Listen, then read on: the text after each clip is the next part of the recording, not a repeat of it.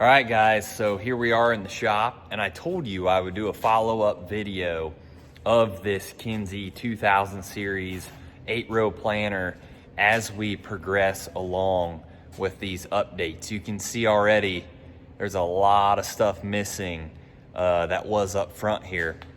A lot of fertilizer coulter brackets, the fertilizer coulters themselves. The no-till coulters came off.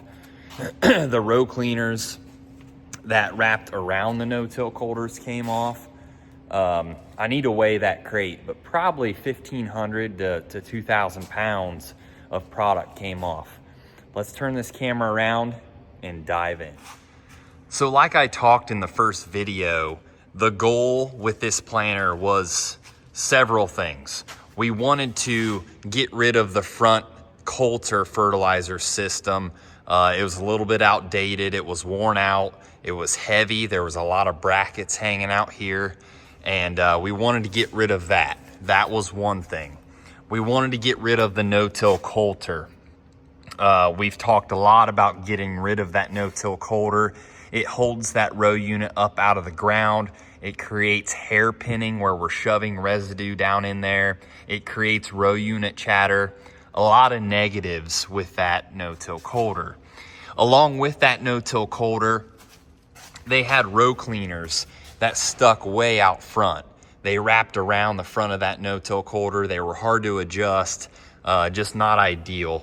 And so we're replacing the no-till coulter and the wraparound row cleaners with a short floating, tight to the row unit parallel linkage Martin row cleaner, which we'll get those bolted on tomorrow.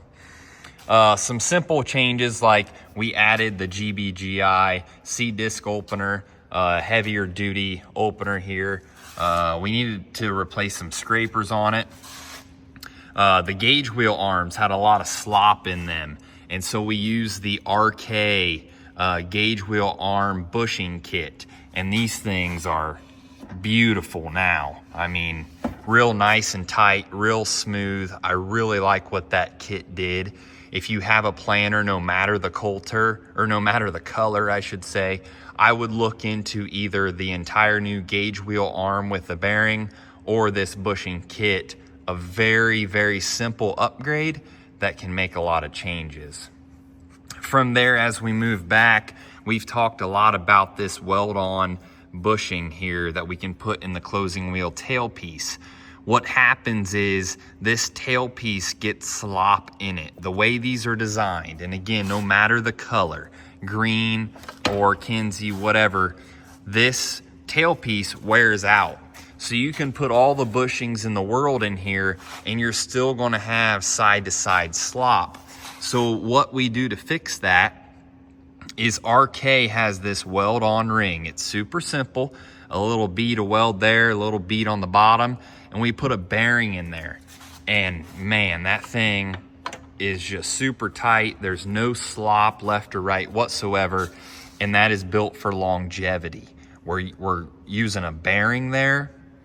Very, very nice design there. So that took care of that. And then of course we came out the back with the Yetter poly spike twister closing wheel. We've got them perfectly spaced at 1.25 inch gap here in between the two. So as we move from the front to the back, we've just streamlined this. We've made some small changes that are going to make a huge difference to the consistency of this planter. Now, we got rid of the front fertilizer like we talked about. We moved out the back to this TT300, the stainless tubes out the back. We've got our Y, our orifices are on each side after the split. That's the key to guarantee that you have a true 50-50 split. We've got our check valve, and then our red balls are located right up there front and center. So, you know, we take a planter like this, and sure, there's some things we could add. We could talk electric meters. We could talk hydraulic downforce, that kind of stuff. Get rid of the chains.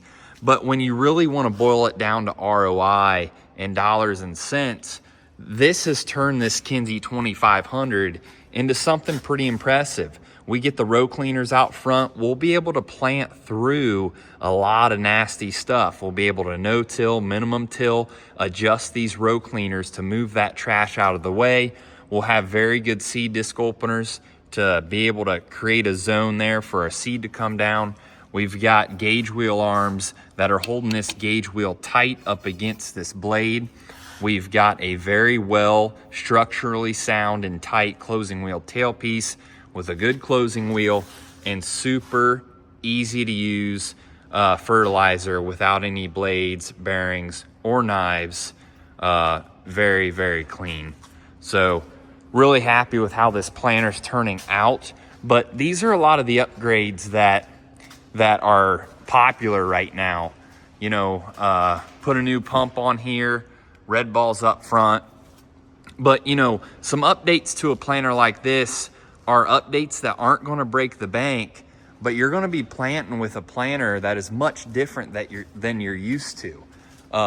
Just getting rid of the no-till coulter is a huge deal.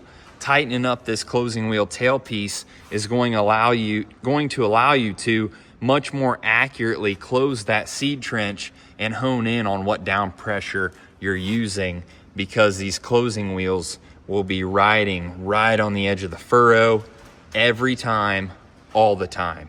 That makes a huge difference. So that's what we're doing today, talking about some of the final touches that we're going to put on this 8-row Kinze. Give us a call. We can help you guys with any of these parts, whether we're going to ship them to you or get your planter in our shop and get this stuff done and get your planter back on its way to planting great again. Thanks for tuning in.